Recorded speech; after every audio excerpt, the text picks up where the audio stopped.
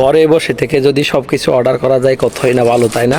এই যে এটা হচ্ছে গামছা, হ্যাঁ, দোকানে না গিয়ে অনলাইনে অর্ডার করলাম, সেম প্রাইস। দোকানে বরং এর চেয়ে আরও 1-2 টাকা বেশি নেয়, আমার অনলাইনে কিনা পড়তে তার চেয়ে আরও কম।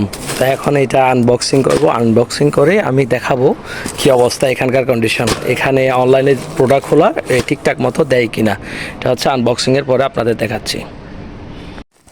জাস্ট প্লাস্টিকটা ফাটালাম আর কি, ফাটলেই ভিতরে চলে আসছে। এই হচ্ছে গামছার কন্ডিশন। এটা বাংলা দোকান থেকে মানে একটা নিলে একটা 10 থেকে 12 রিঙ্গিত করে নেয় আর কি। আমি অনলাইনে অর্ডার করলাম এই সেম প্রাইজে, বরং কি আমার আরও শিপিং ক্রস, তারপরে অন্যান্য কস্টিং আরও বেঁচে গেছে আর কি সবগুলো।